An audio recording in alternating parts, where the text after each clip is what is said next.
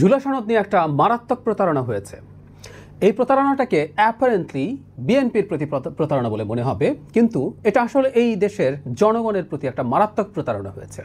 আমি কেন সেটা বলবো শেষে, কিন্তু প্রতারণা বিএনপির প্রতি হয়েছে কেন এই কথাটা বলার চেষ্টা করছি। আমরা এর মধ্যে জেনে গেছি যে জুলাই সনদ যেভাবে স্বাক্ষরিত হয়েছিল সেদিন ঘটা করে পার্লামেন্টের প্রাঙ্গণে 17 October, if I am not wrong, কাছাকাছি একটা সময়ে সেখানে যেভাবে সনদটা ছিল, পরবর্তীতে সেটার বাস্তবায়ন পদ্ধতি নিয়ে জাতীয় ঐক্যমত্য কমিশন যে রিপোর্ট সাবমিট করেছে তার মধ্যে কয়েকটা জায়গায় বিশেষ করে নোট অফ ডিসেন্ট ছাড়া গণভোটের কথা বলাটা মারাত্মক রকম গর্হিত একটা কাজ। আমার কাছে বিচারপতি খায়রুল হকের মতো মনে হয়। বিচারপতি খায়রুল হক শর্ট ভার্ডিক্ট দিয়েছিলেন যে ত্রয়োদশ সংশোধনীর, যেখানে তিনি বলেছেন শর্ট ভার্ডিক্টই, পরবর্তী দুটি ওখানে লেখা ছিল সম্ভবত দশম বা একাদশ, এই দুটো আমি ভুল না করে থাকলে ওভাবে বলা ছিল, পরের দুটো আর কি, নির্বাচন মানে ত্রয়োদশ সংশোধনীর অধীনে যে রকমভাবে আছে সেভাবেই হতে পারে তত্ত্বাবধায়ক সরকারের অধীনে। তবে তারা সাজেস্ট করেছিলেন বিচার বিভাগকে বাদ দেওয়ার জন্য। পরে যখন মূল রায় লেখা হলো তখন এই যে পরের দুটো না, ওটাকে আবার সংসদের হাতে ছেড়ে দিয়েছিল। ওনারা কিন্তু দুবার এটা প্রথম সংসদের হাতে ছাড়েননি। এটা এমনিতেই হতে পারে ডক্ট্রিন অফ নেসেসিটি, মানে ওই যে জনগণ এবং রাষ্ট্রের নিরাপত্তাই সর্বোচ্চ আইন, এটা বলে টোলে। ঠিক একই রকম ঘটনা হলো, জুলাই সনদ একভাবে দেখানো হলো, বাস্তবায়নের মধ্যে পরিবর্তন করে এটা খায়রুল হকের মতো একটা চিটিং হয়েছে, এটা আমরা বলতে পারি। আচ্ছা, এখন কেন বলছি এটা মারাত্মক প্রতারণা, আমরা খেয়াল করি, এইভাবে একটু দেখি। বিএনপি জুলাই সনদের জন্য ঐক্যমত্য কমিশনে সিনসিয়ারলি ডিবেট করেছে, আলোচনা করেছে, এনগেজ করেছে, এবং সম্ভবত সবচেয়ে বেশি এনগেজ করেছে। বিএনপির অত্যন্ত পাওয়ারফুল একজন নেতা, তিনি নানান দায়িত্বে আছেন, কিন্তু তিনি সব বাদ দিয়ে টিয়ে প্রতিদিন এককভাবে, তার সাথে অন্যরা ছিলেন কিন্তু উনি প্রতিদিন ছিলেন, পার্টিসিপেট করেছেন। তাদের আন্তরিকতা আমরা দেখেছি, এবং এখানে তারা তাদের পক্ষে যায় না, তাদের চিন্তা প্রাথমিকভাবে ছিল না এমন অনেকগুলো দাবি মেনে নিয়েছে। তাহলে আমরা এটাকে ট্রেড অফ বলতে পারি। তারা কিছু মেনে নিয়েছেন, কিছু নোট অফ ডিসেন্ট থাকবে তাদের, সেটা তারা মানবেন না। এইভাবেই নেগোসিয়েশন এভাবেই হয়।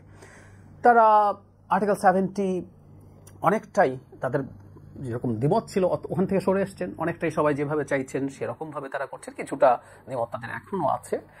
আর আমরা তারপরে যদি বলি, তারা সবগুলো কমিশন তারা নিজের হাতে রাখতে চেয়েছিলেন যে আইন করে করবেন, কিন্তু নির্বাচন কমিশন, যেটা আমাদের রাষ্ট্রের স্থিতিশীলতার জন্য সবচেয়ে জরুরি, সেটা তারা মেনে নিয়েছেন। সেখানে এর বাইরে হবে। আমি আবারও বলছি, বিএনপির চাওয়াগুলো লজিক্যাল কি ইললজিক্যাল ওই ডিবেট না।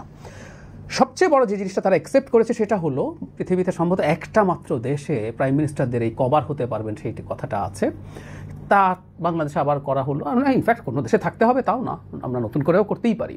কিন্তু এই যে দুবার না, কথাটা এখন এরকম হয়েছে, 10 বছর প্রাইম মিনিস্টার থাকতে পারবেন, এর বেশি পারবেন না।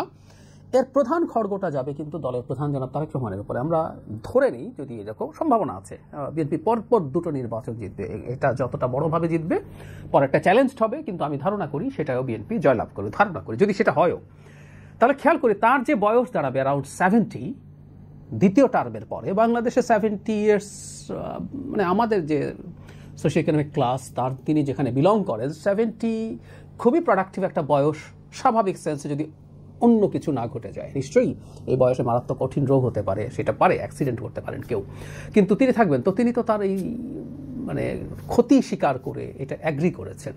ফলে বিএনপিকে একটা ট্রেড অফ দেখানো হলো। বিএনপি এটা করলো, ঠিক আছে আমি এইসব জায়গায় নোট অফ ডিসেন্ট দিচ্ছি, অন্যরা জিতলে এটা করবে কিন্তু আমি জিতলে করবো না, এই ছিল তার ব্যাপার।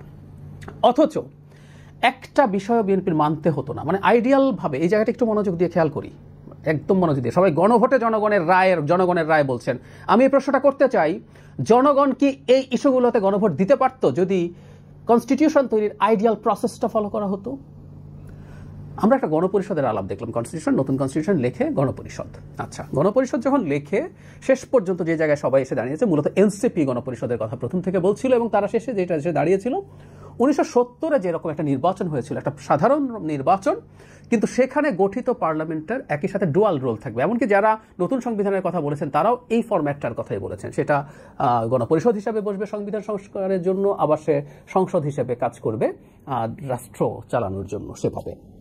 এবার একটু খেয়াল করি মন দিয়ে, এই যাবতীয় সংস্কারের আলাপগুলো আসলো, আলাপগুলো হতে থাকলো, হয়ে ডিবেট হবে, ডিবেটের পর ডিবেট হবে, শেষ পর্যন্ত একটা নতুন সংবিধান লেখা হবে, যেটা প্রাথমিকভাবে ওই গণপরিষদ বা সংসদ সেটা পাশ করবে। আবার খেয়াল করি, সেখানে ডিবেটের ভিত্তিতে ধরলাম আপার হাউস তৈরি হবে, সবাই অ্যাগ্রি করলেন, তো আপার হাউস হয়ে গেল। আপার হাউস কিভাবে হবে? আপার হাউস প্রপোর্শনাল রিপ্রেজেন্টেশন হবে না লোয়ার হাউসের সিটের প্রপোর্শন হবে? ডিবেট হতে হতে সুরাহা হলো না, প্রত্যেক পক্ষ তাদের মতো ঐক্যমত্য কমিশনে যে ডিবেটগুলো হয়েছে সেগুলো এখন এখানে হতো। হওয়ার পরে ভোটাভুটি হলে দেখা যাবে বিএনপি যেহেতু, আমরা ধরে নিচ্ছি তর্কের খাতিরে আপাতত, সেটা হওয়ার সম্ভাবনা অনেক বেশি, বিএনপি যেহেতু এখানে মেজরিটি, বিএনপিরটা পাস হয়ে গেল, তার মানে আপার হাউসের পিআর থাকতো না। আমরা খেয়াল করি আরও যে জায়গায় বিএনপি নোট অফ ডিসেন্ট দিয়েছে সেগুলো প্রত্যেকটা এজেন্ডায় আসতো, সবাই আলোচনা করত এবং শেষে ভোটে বিএনপি জিততো। সো বিএনপির নোট অফ ডিসেন্টের কোনো কিছু সংবিধানে থাকতো না। মানে এখন তো আবার সংখ্যা দেখানো হয়, বিএনপি একটা দল, এখানে 30 দলের মধ্যে অতগুলো আছে। মানে এগুলো মতলববাজির কথা। আমি কোনো দলকে ছোট করছি না, কিন্তু এগুলো মতলববাজির কথা, যে সবাইকে এক করা। এমনকি যারা এটা বলছে, এনসিপি বলছে, এই এনসিপিকেও মোটামুটি বড় দল হিসাবে ক্যাটেগরাইজ করা হচ্ছে। এই প্রশ্ন আমরা করতে চাই, এনসিপি গেলে কেন অন্যরা না? এনসিপি 3 দলের মধ্যে এনসিপি থাকলে কেন না অন্যরা? তার মানে বড় দলের হিসাব আছে। আমরা যে কারণে নিচ্ছি, আমরা যদি সেটা গ্রহণ করি, তাহলে আরেকটা দলের এত বড় শরীর, এত বড় সমর্থন, তারা সরকার গঠন করেছে নির্বাচিত হয়ে, তাকে কেন বড় দেখানো হবে না? যাই হোক, আগের আলোচনায় ফিরি।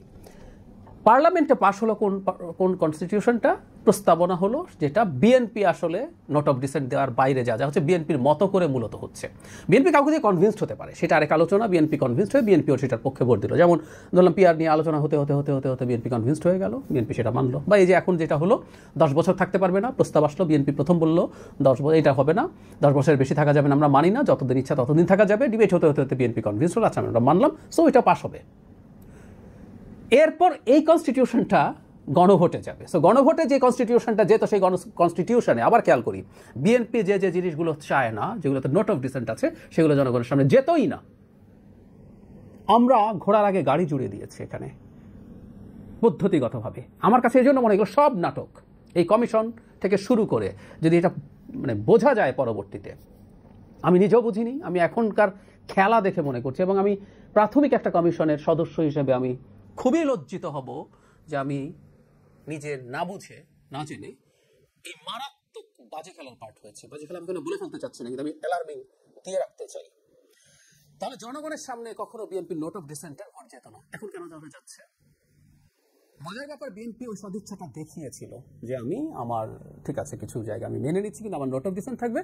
গণভোটও সে প্রথম চায়নি, পরে যখন গণভোট চাওয়া হলো তখন আলাপ এটা ছিল যে নোট অফ ডিসেন্ট সহ গণভোট হবে। গণভোটের পর এবং এটা বলা হয়েছিল যে এখানে যারা জিতবে তাদের ম্যানিফেস্টোতে তারা যেটা বলবে তারা সেটাকে ফলো করে সংস্কার কাজ করবে। সো হ্যাঁ ভোট যদি আসে, হ্যাঁ ভোটে বিএনপি তার নোট অফ ডিসেন্টগুলো বাদ দিয়ে সেগুলো বাকিগুলো করবে, জামাত তারগুলো বাদ দিয়ে করবে, এনসিপি তারগুলো বাদ দিয়ে করবে। মজাটা হচ্ছে সবাই বলে জনগণ নাকি সংস্কার চায়, সবাই বলে। ওনারা মনে করছেন ওখানে দিলে তারা হাতেই জিতবেন এই সবগুলো বাদ দিয়ে। তো তাহলে তারা তাদের ওই ম্যানিফেস্টোটাকে ধরে দুটো লাভ, গণভোটেও লাভ হইল, এবং জনগণ যেহেতু তাদেরকেই চায়, এটাকে যখন ম্যানিফেস্টোতে রাখবেন, তাদের সাধারণ যে নির্বাচন, যেখানে তাদের সংসদ গঠিত হবে, সংসদ গঠনের সদস্য হবেন, সেখানেও তারা দুর্দান্ত ভালো কিছু করে ফেলবেন। এত সমর্থন, এত কিছু, তো ওই সাহসটা নেই কেন যে আমি আমার ইশতেহার দেখিয়ে আমি সেই গণভোটে নিয়ে আসবো এবং সেটা তো আমার মতো করে যেতে দেয়। তাহলে আমাকে যদি পাঠিয়ে দেয়, সবাইকে একটু বলেন যে তুমি যদি আমাকে ভোট না দাও তাহলে বিএনপির নোট অফ ডিসেন্ট সহ এটা বাস্তবায়িত হবে, কোনো লাভ হবে না, বিএনপি প্রধান যিনি জনাব তারেক রহমান এসে আবার শেখ হাসিনা হয়ে যাবেন। এগুলো বলেন, বলে ভোট চান যাতে বিএনপিকে ভোট না দেয়, বিএনপির আরও ডিজাস্টার হোক। এটাই হচ্ছে গণতান্ত্রিক পদ্ধতি। কিন্তু এখানে একটা চালাকি এবং শয়তানি হচ্ছে। আবারও বলছি, আমি বহুবার বলেছি বিএনপির অনেকগুলো নোট অফ ডিসেন্ট আমি পছন্দ করি না, কিন্তু আমি মনে করি এই সংকট যে তৈরি করা হচ্ছে দেশের সবচেয়ে বড় দলটাকে নিয়ে ঘিরে, তার সাথে প্রতারণা করেছে, এটা আদতে জনগণের সাথে প্রতারণা। কারণ এটাকে কেন্দ্র করে একটা সংঘাতের ঘটনা বা পরিস্থিতি যদি ঘটে যায়, সাফার করবো জনগণ। রাজনৈতিক দলগুলো সাফার করবে, যারা এখন বিরাট খোয়াব টপ দেখছেন যে একটা গ্যাঞ্জাম লাগিয়ে দিলে খুব লাভটাভ হবে না। সরি, শেখ হাসিনা 1-11 আমাদের আন্দোলনের ফসল টসল বলেছিলেন। অনেকে বলেন 1-11 হয়েছে শেখ হাসিনাকে ক্ষমতা আনার জন্য। আমরা খুব কম জানি, অল্প সময়ের জিনিসই আমরা ভুলে গেছি। না, 1-11 ছিল -2 জন্য। সেই -2 চেষ্টা হয়েছিল আওয়ামী লীগকেও, বিএনপিকে যেমন চাপ দেওয়া হয়েছে, ভাঙার চেষ্টা হয়েছে, আওয়ামী লীগকেও ভাঙার চেষ্টা হয়েছিল। শেষ পর্যন্ত ব্যর্থ হয় বলে তারা শেখ হাসিনার সাথে নেগোশিয়েট করে। সো 1-11 প্রাথমিক উদ্দেশ্য কোনোভাবেই আওয়ামী লীগকে ক্ষমতা দেওয়া ছিল না, একদম ভুল কথা। আমরা তখন দেখেছি কিভাবে -2 পক্ষে প্রোপাগান্ডা চলছিল, কিভাবে সবকিছু চলছিল। তো এটা মাথায় রাখতে হবে। শেখ হাসিনার আন্দোলনের ফসল 1/11 শেখ হাসিনাকে খেয়ে ফেলতে চেয়েছিল।